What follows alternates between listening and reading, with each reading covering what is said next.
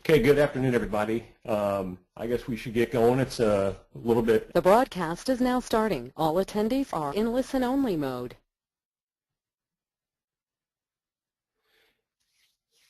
Good afternoon, everybody. I guess we should get started. It's a little after 11 o'clock. My name is John Kidd. I'll do my introduction here in a second.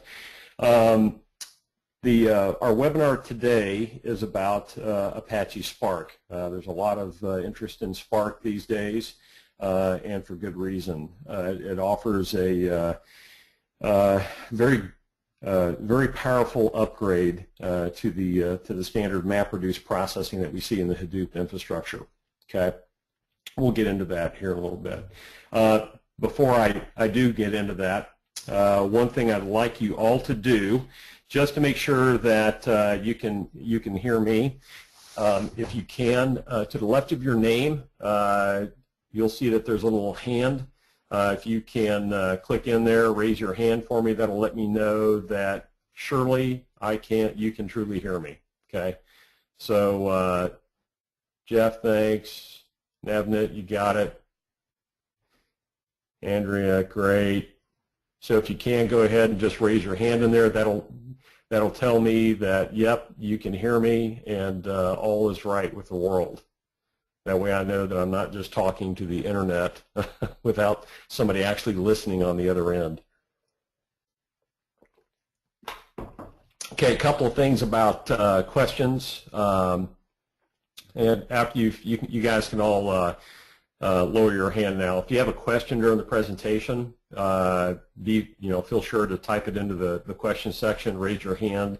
That'll let me give me a signal to notice it, and then I'll answer it in the context of the presentation. Now, I'll be honest with you. Some of your questions, if I know that it's going to be answered later on in the presentation, I'll just defer till that time. If not, I will try to group quite a few of the questions towards the end, as that makes sense. So, all right, let's jump in then. So this is me, John Kidd. I'm from Dallas. I do a lot of big data consulting, and I also do a lot of instruction on it. I also have a background in Java Enterprise, and so I have quite a bit of Java Enterprise experience, and that actually kind of feeds very nicely into the world of big data. All right, so here's what we're going to take a look at. We're going to take a little bit of a look at the evolution of big data, some of the challenges, the current processing frameworks that are currently being leveraged at a lot of large organizations, and then I'll introduce Apache Spark, what it is, who's using it, in other words, why should we care, which is always the big question, right, and how it's being leveraged, some specific use case, and then some offerings on classes that are coming up, specifically one that's happening in July. So typically, our large computation has all been processor bound. We've been fighting Moore's law for quite a bit of time. So we used to have relatively small amounts of information that we do a lot of complex processing on. Okay, and there's a standard paradigm and way that we have done this. Okay, and the way that we handled it, and I like stories, and I like project examples, so I'm going to give you guys some. Project here in Dallas, it was a conversion project from a Solaris ISAM-based system to Java Enterprise. It's about an 8-year-long conversion process. The hardware that was utilized fits right into the bigger computer's bullet point right there. And that is, if we needed more processing power, we didn't distribute it, we just got a bigger computer. And in that day, we're talking about going from a system that would cost upwards of $500,000 to $1 million in order to get the processing power that we wanted to get. So even that couldn't keep up. Okay, we couldn't get enough processors on that little tiny circuit board to make it happen. So what we have come to is a distributed system. So that one monolithic processing unit has essentially turned into multiple systems cooperating with one another in a cluster. Okay, so if we need more processing power, we need more storage, we add machines, and this is the current paradigm of big data. Okay, because when we're working in an environment, we're talking about petabytes and terabytes of information. There's no way that I can continue to upgrade a monolithic system in order to handle that. So I need some type of distributed way to make that take place. Okay, and I love that quote by Grace Hopper that in the pioneer days, we didn't try to grow a bigger ox, we just added another oxen to the team, and that's essentially what we have come to do with big data processing, and that's a very, very important item. All pretty much big data infrastructures operate in the same fashion. The thing that they seek for more than anything else is linear scale.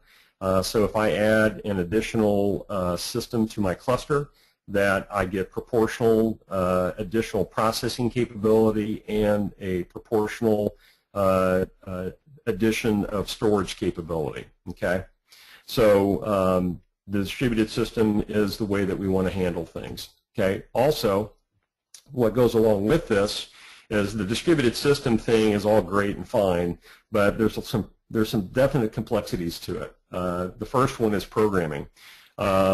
Knowledge, if I have to, from a developer standpoint, have knowledge of the infrastructure to be able to process the data that I'm trying to work on, and again, remember the background on this and where we're going is that we're dealing with large amounts of data.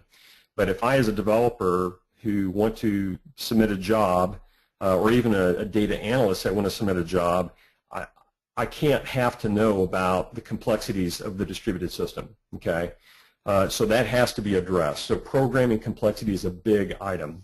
Data and processes in sync. In other words, if as I add more machines to my cluster, keeping all this data in sync, keeping all of the processing capabilities in sync becomes very challenging. Okay, finite bandwidth. We only have so much capability to move data, and that comes into play in the next couple of slides in my deck, in the way that we actually, in traditional processing today, deal with our data. And then last but definitely not least is failures. Okay, the more machines I add, the more failure opportunity that I'm introducing. Okay, I mean, it's just a matter of percentages that at some point I'm going to have a failure in my system. So how is that distributed system going to actually handle that? Okay, is it going to handle it in a graceful way? Is it going to bring processing to a halt? So I need to be able to, in my infrastructure, no matter what it is, be able to handle partial failures. All right, first and foremost is the data access bottleneck. And by the way, this goes back to the finite bandwidth piece. Okay, this is what our systems essentially look like today. So over on the right-hand side of that slide, you've got your processing units, you have your monolithic data storage, and what I want to do is I want to work on that data. So what do I do at runtime? I reach out, I grab that data, and I pull it back to do something to it. Okay, so this paradigm rule is basically how our OLTP systems today operate. Okay, our online transaction processing systems. So what happens is that the processors at runtime, they reach out, they perform a query, bring the data back, operate on that data, and then return results to whoever submitted the job, did the request, something like that. And this works real well with small amounts of information.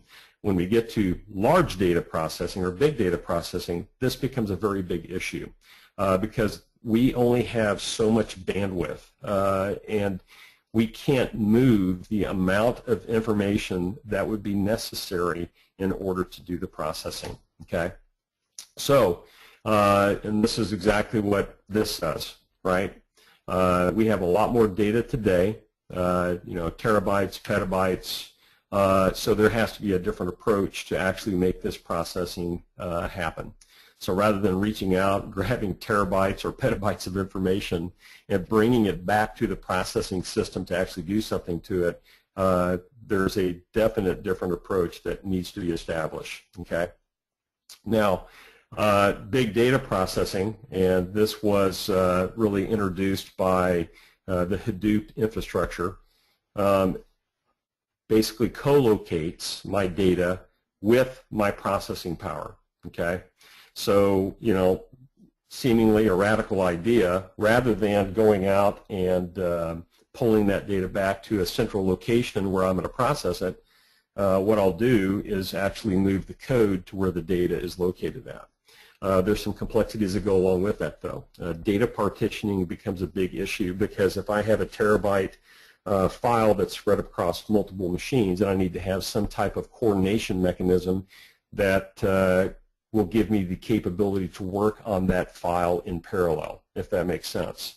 So the big revolutionary approach that we went to, really started switching to in the early 2000s, was move the code to where the data is located at, okay? And then do the computation there, and then perform any summary operations after those computations have been performed. One thing I want to point out on a kind of on a side note is that any infrastructure for big data processing, whether it's Spark, whether it's Hadoop, you name it, is going to, at some point in time, move data. Okay, so I don't think that we'll ever get to the point where we totally eliminate the movement of information. The goal here, though, is I'm reducing the amount of information that I have to move. Okay, and what that is called in big data terms is shuffling. Okay, shuffling is when I'm actually moving data around the cluster. Okay, and I want to shuffle as little as possible. Okay, but still, in comparison to the way that traditional OLTP systems work, the amount of shuffle that we do in big data frameworks is significantly less. Okay. Now, Hadoop is built around the, or at least in the early days, is built around MapReduce. Okay. MapReduce processing has two phases to it, right? Map and reduce. Basically, if I wanted to perform different types of operations on a data set, what I would have to do is reread that data and perform that new operation on it. It didn't give me the capability to do things like iterative processing.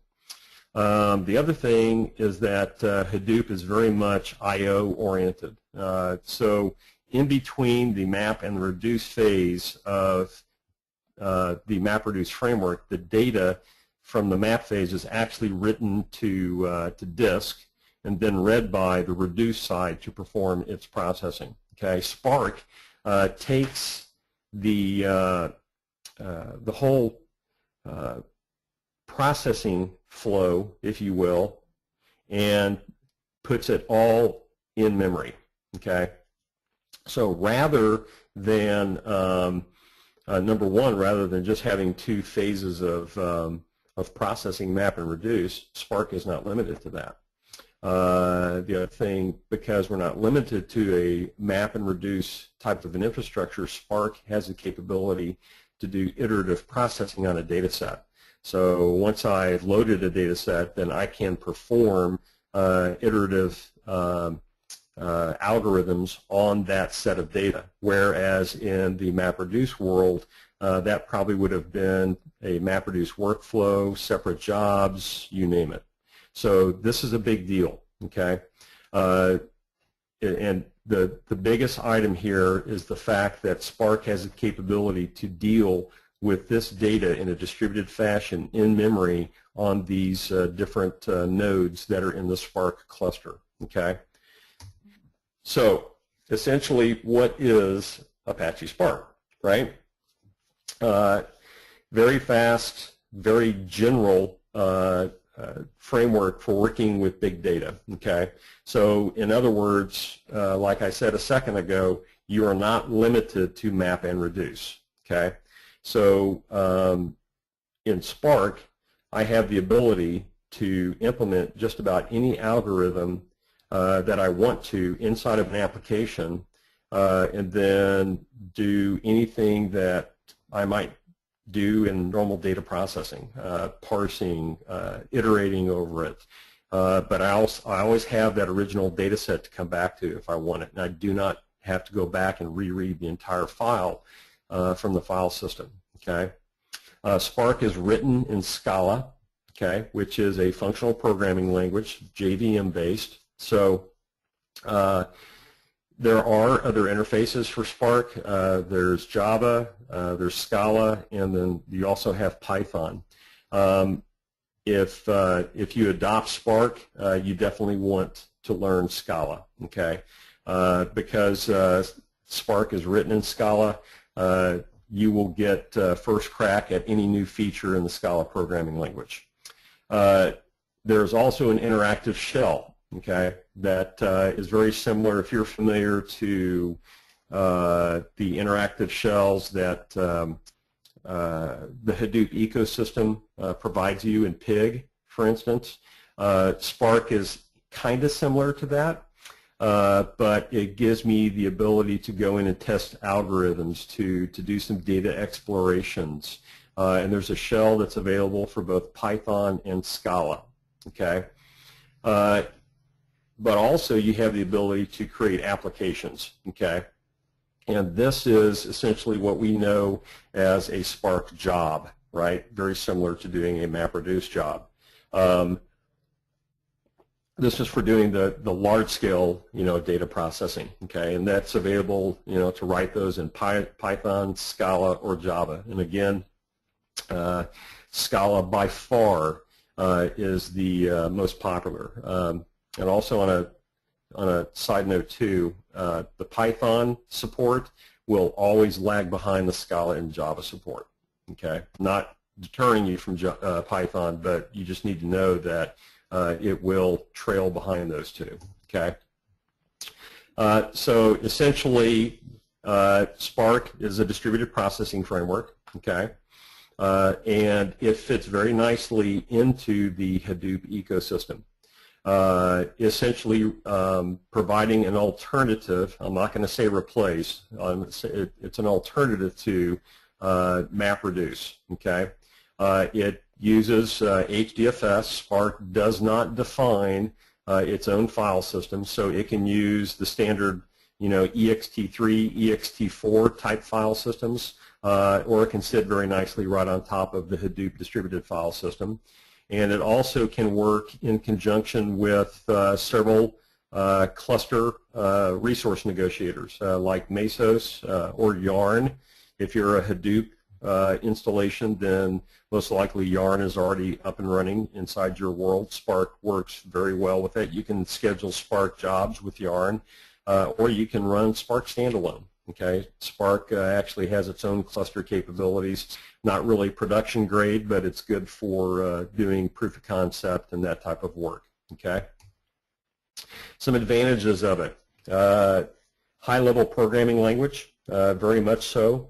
Scala gives me a lot of let's get to the point and start data processing capabilities. That's the way I like to put it. There's not a whole lot of boilerplate code that I need to put in place in order to write an actual Spark job. The actual processes for Spark processing are distributed across a cluster of machines, okay, that are all managed by a single master.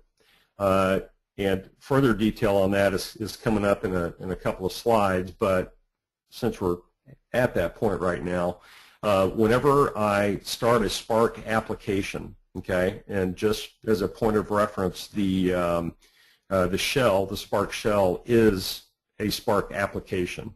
Whenever I start a Spark application, the cluster will allocate processes that are running on different cluster node members, okay? And these will be the place that my tasks for my application will be run. Those processes that it starts on those nodes will live for the life of the application. And that right there is the magic sauce on why Spark can do what it does. So whenever I run my job or start an application like the shell, resources are allocated on cluster nodes for me. Those processes running on those nodes are specific to my application. Those processes on those nodes will actually run my tasks that are associated with my application. And those processes will not be shut down until my application is shut down. So what that allows me to do within inside of one application is have one task perform processing on data and in memory share those results with the next task that will be run for my application on those cluster nodes. Okay. Now, I want to be clear, this is not the ability to share data across applications, it's my ability to share data across tasks. Okay. Distributed storage, basically, like I said before, which distributed file system would you like to use? You can use Amazon S3, you could use HDFS, you could use Linux ext3.4, you could use NFS mounts, okay? But Spark, like Hadoop, or like MapReduce, I should say, brings the processing to the location where the data is. Then last but not least is that data in memory, okay? And this is totally configurable by me as a job creator that allows me to cache data in memory that's going to be used in a following step in the process that I am actually writing code for, okay? So scalability, just like we said before, what we wanted to be able to add additional nodes and give me additional capability. So adding nodes gives me proportional scale, okay? I think that slide basically summarizes what we were talking about before. Is one of the goals in a distributed system is as I add nodes, I want capability to be increased proportionally to the nodes that are being added. Okay, and in fairness, this is not unique to Spark. Hadoop also does the same thing, but you just need to know that Spark in this area, has parity with other distributed frameworks that you could use. Okay, fault tolerance. If I have a node go down, basically what happens is I have the ability to replicate data. If I'm using HDFS, I already have HDFS data replication. The master in Spark will reassign job processes to healthy nodes, okay? And then whenever I re-add that node back to the cluster, it rejoins automatically. So we have fault-tolerant capability built into the infrastructure as well, okay?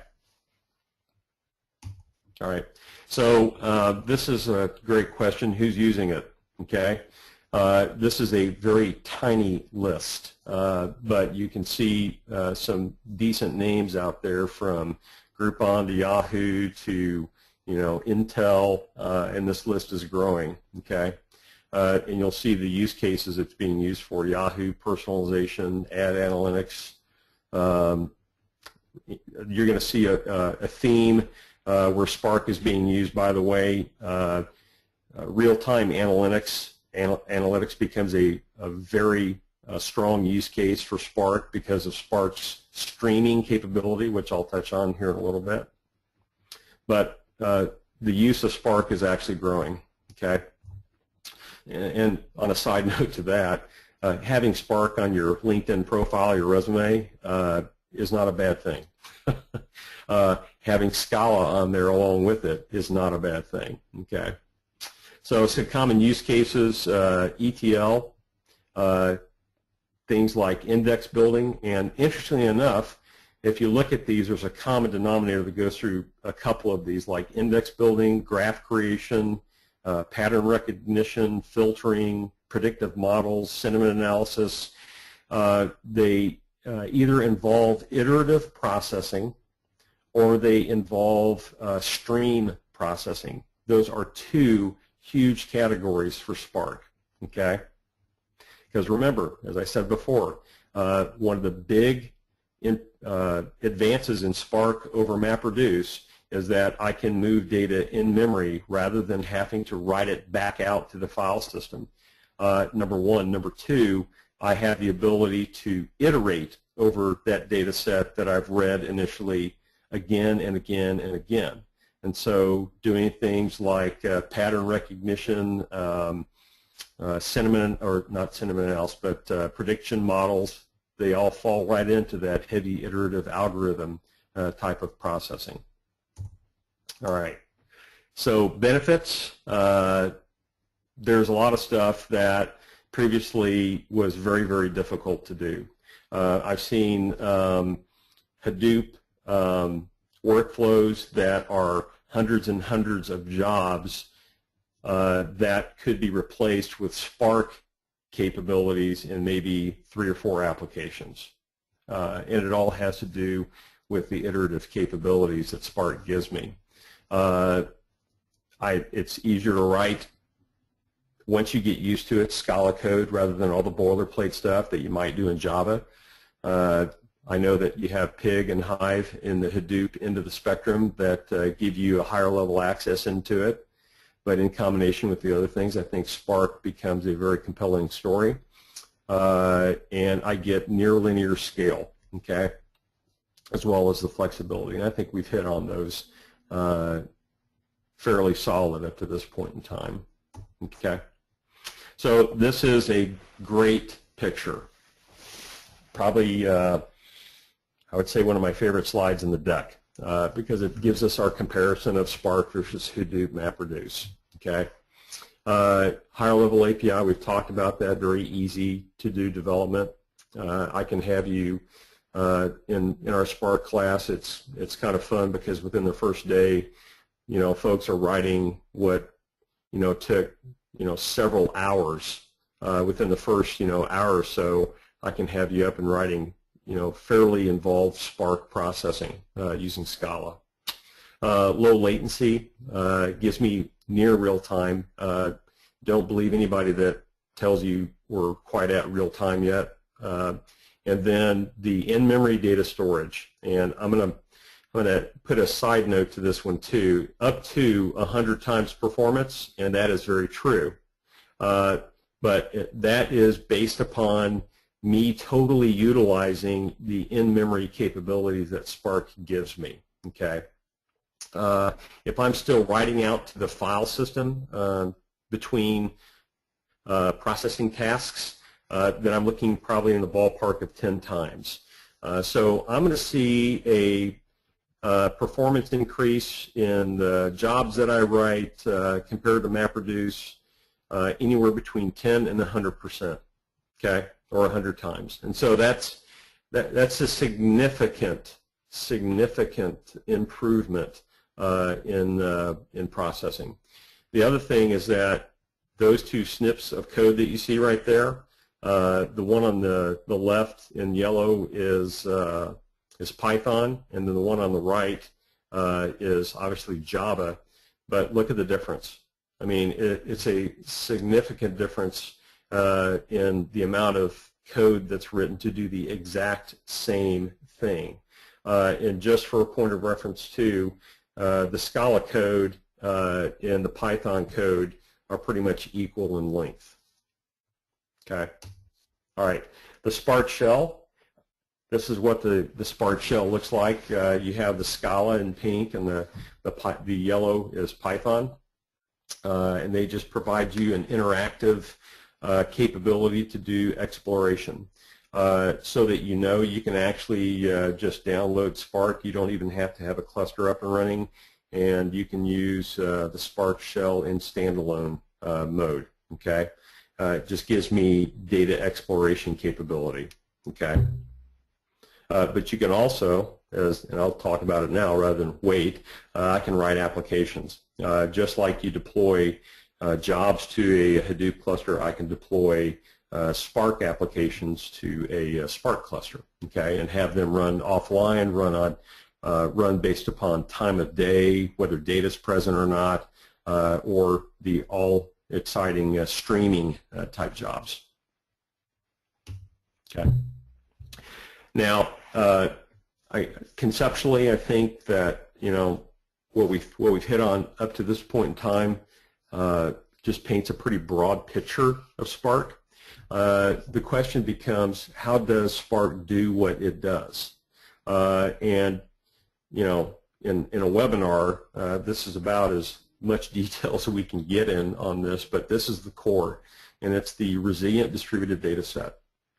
And basically, the RDD, as we call it, has three important characteristics to it. If data is lost, it can be the processing can be moved onto another node, and that data set reestablished.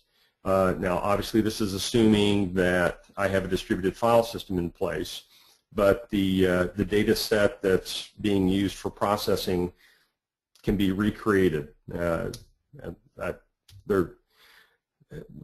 of the stuff, if we're at a tipping point that if we started to go into more detail, we'd definitely run out of time just on RDDs. But this is a very, the RDD work is probably the core of what we touch on in the Spark class.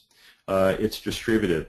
So that RDD that represents a data set, that data set could be, geez, a petabyte that I'm working with. That data set is distributed across the cluster so that each cluster node is working on just what we call partition of that overall resilient distributed data set. Okay? And that data set can be created multiple ways. I can load it from a file, I can create it programmatically, I can create it from another resilient data set. But as that second big bullet point says there, the RDD is the fundamental unit of data in Spark. It is the core of data processing. All the things that you do in a Spark job is work with RDDs. Okay, so I'll actually do a real quick demo in the Spark shell.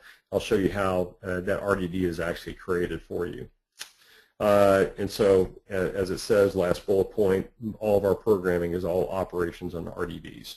I can transform them. I can perform operations on them, like count. There's different types of RDDs for doing regression analysis. There's RDDs that are specific to the double data type for doing numerical type calculations. The RDD is central to Spark. Okay.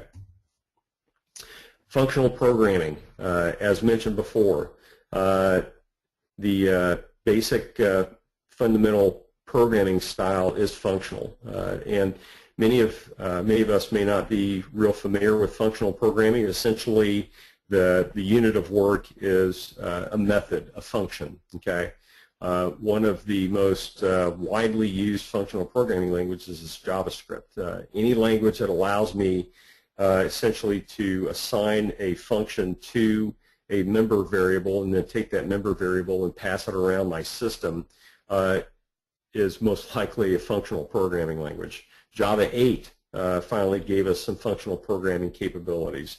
But essentially, functions don't manage state so that they don't have any side effects.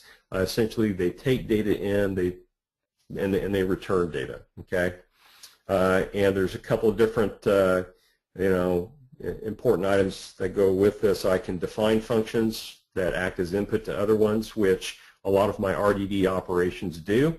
And I can also define anonymous functions as well. That X is a typo, I think.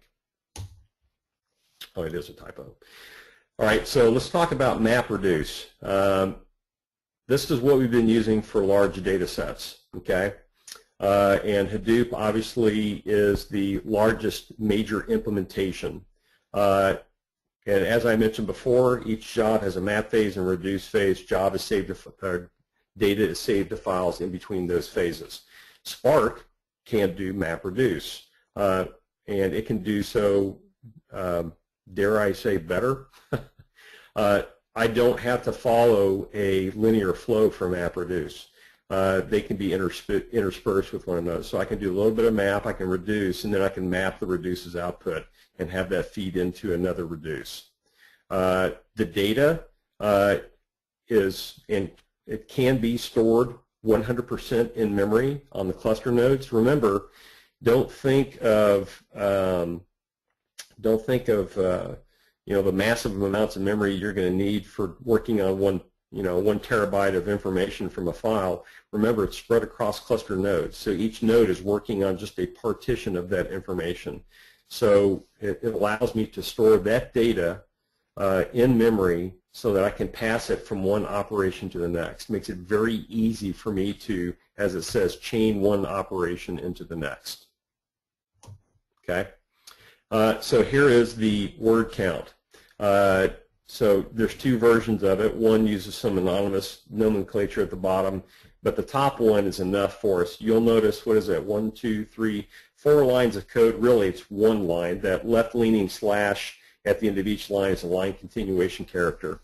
But you'll notice that this basically performs the standard Hadoop MapReduce word count, and does so very easily. And so you'll notice that Spark supports, loading a text file, which is that first piece.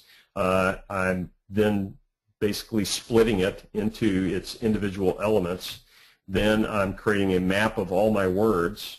Basically, the word is the key, the value is 1, and then I perform reduce by key, which is an RDD operation, right? Remember, previous slide told you the majority of what you do in Spark is work on RDDs, and it will produce the final output of the word count problem, basically the number of words that appears the most in a particular text file.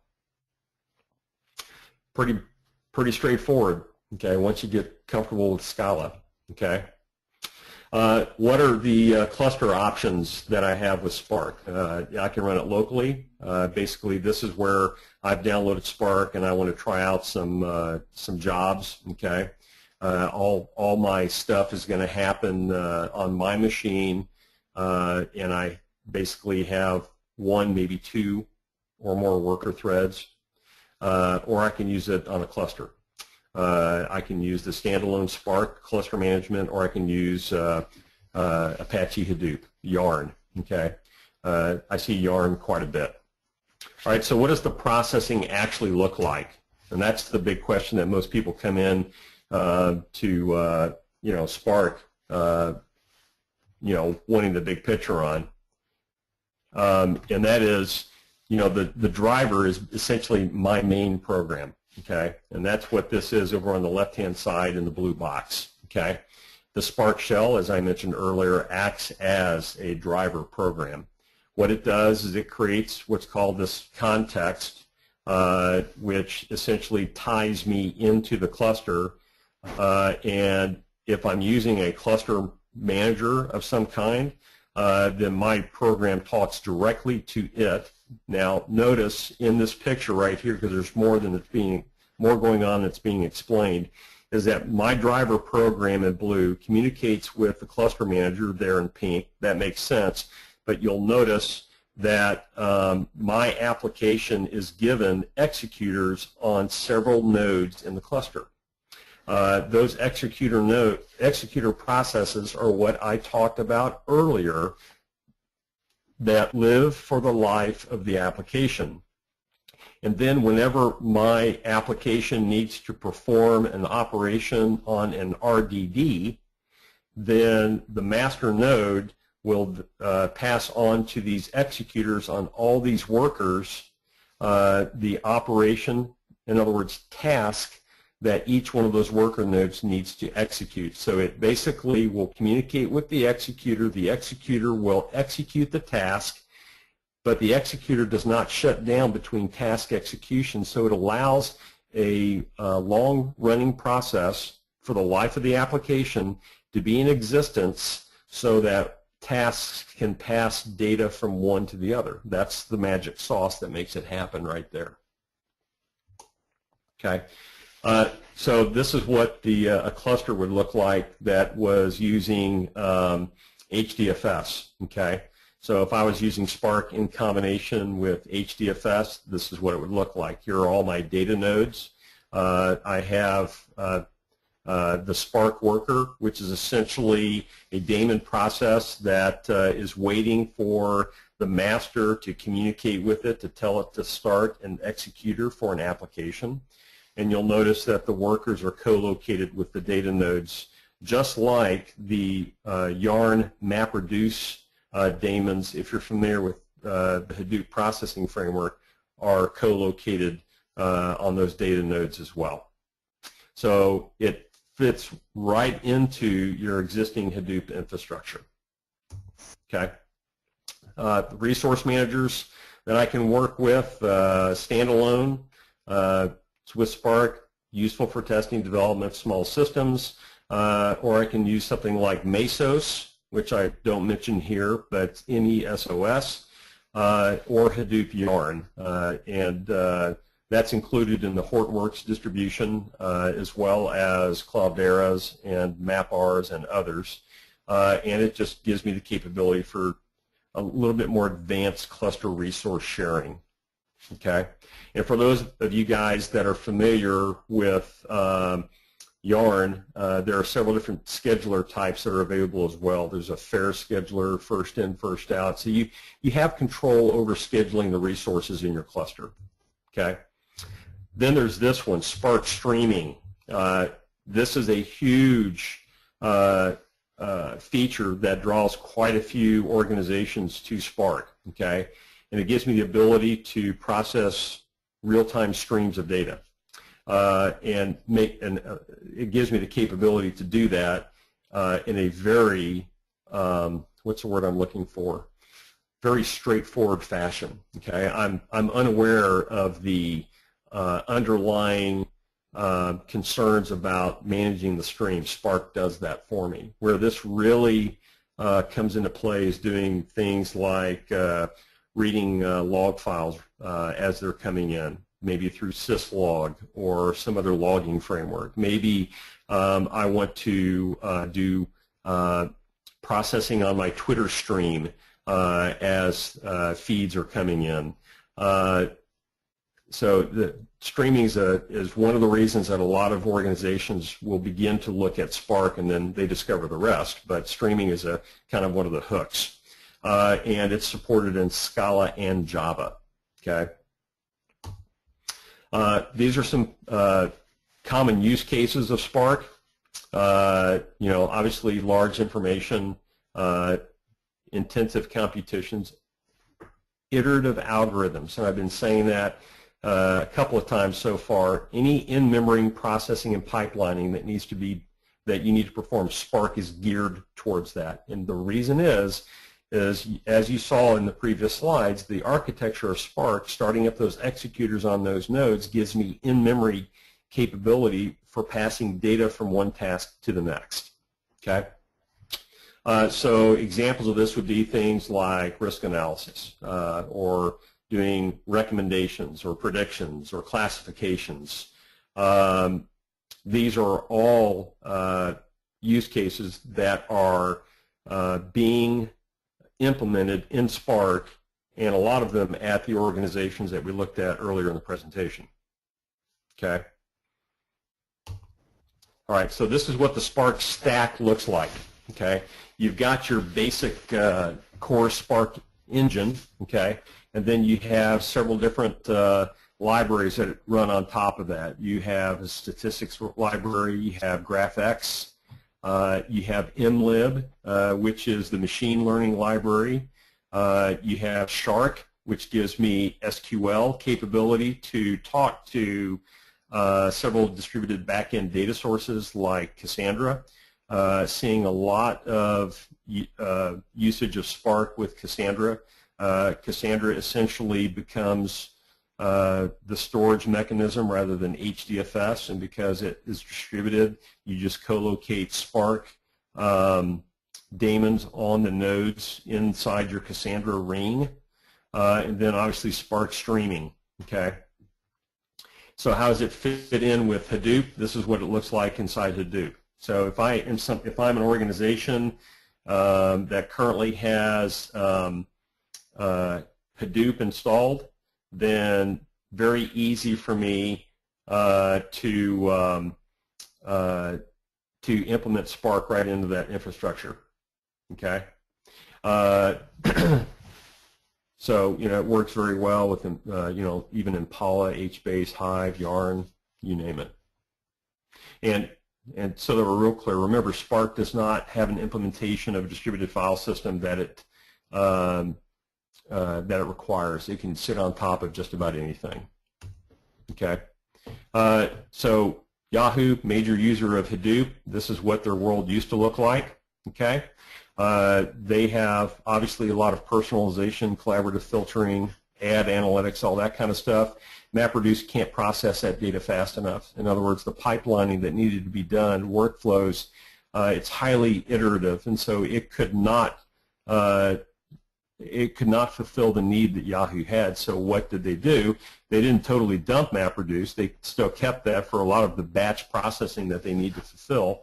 But they also, pulled in Spark for that iterative processing piece. Okay, so just because you implement Spark does not mean that you dump MapReduce. Okay, they coexist, work side by side, can work with the same data sources, both work with HDFS, all that kind of good stuff. All right, so I have a virtual machine up here. Okay, that I have Spark loaded on. So I just want to give you a real quick kind of taste on what the shell looks like and loading a file and doing some very basic operations on it. So I'll go ahead and start the Spark shell, okay? And just so that you know, there's no magic behind my back, nothing up my sleeve. This is a very basic installation of Spark on CentOS, okay?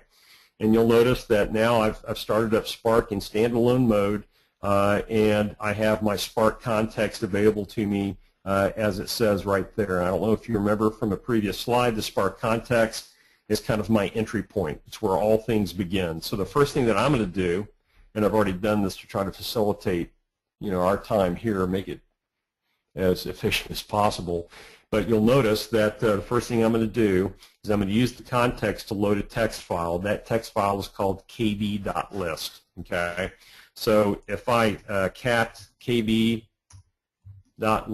let me see if I have it here. Yeah, kb list. So cat kb list.text. You'll see that it's just a bunch of records in there. Okay, so I'll go ahead and load it. So basically, whenever I perform that, now I have this data variable right here is a resilient distributed data set. Okay, I've just created an RDD by performing that operation.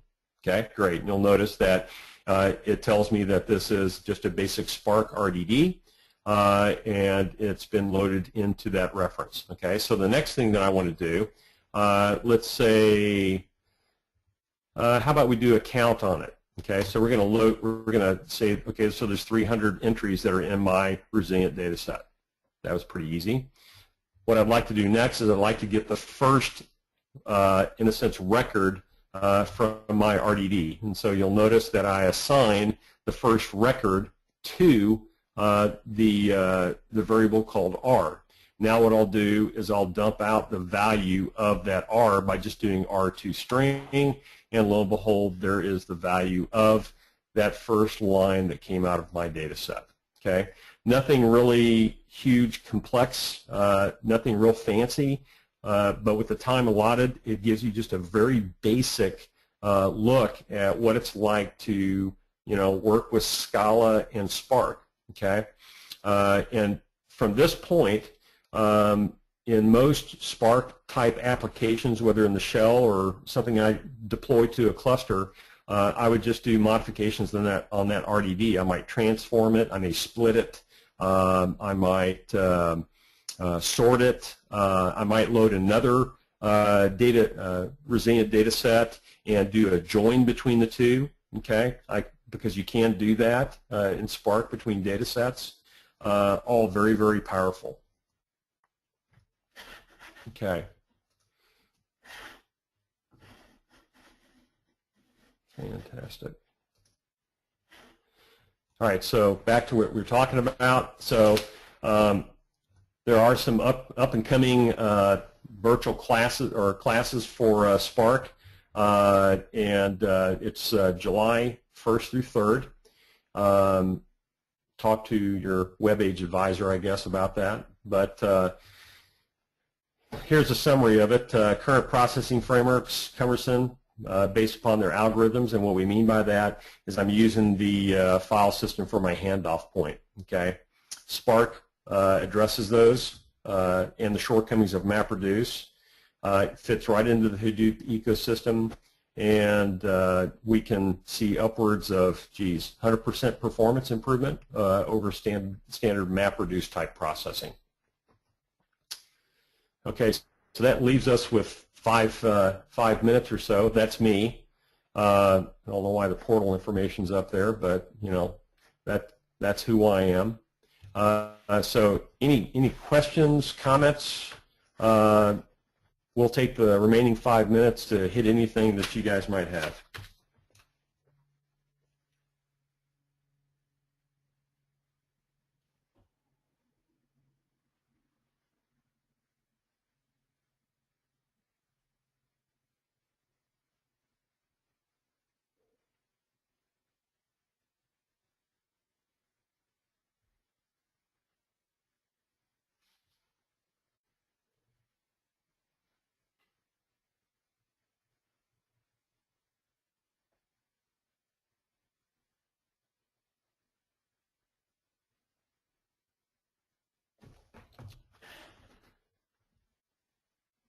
Yeah, if you've got a question, throw it out there into the question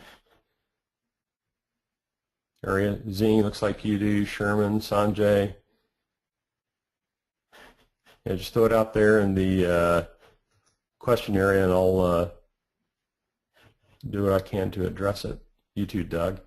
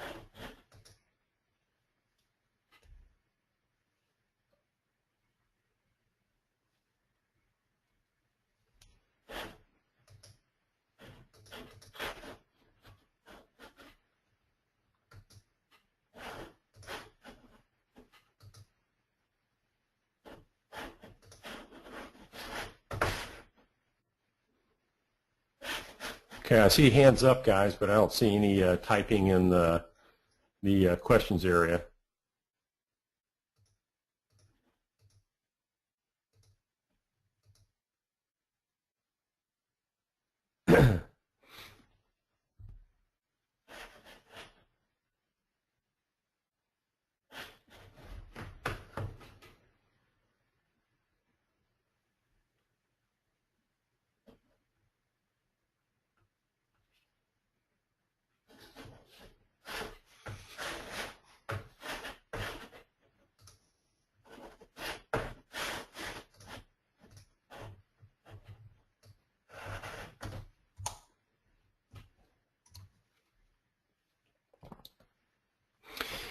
Okay, I'm going to call it then, guys. You know how to contact me if needed. Definitely go through WebAge for that. Talk to Victoria or whoever your WebAge advisor is. Would love to see you guys in the Spark class in July. I think that it's well worth a 3-day engagement if your company's looking at how Spark can be used. But yeah, we're right at the top of the hour. Unless anybody has any questions in the typing in the question field there, I'm going to go ahead and thank you guys for coming. Appreciate it. Have a great rest of the day.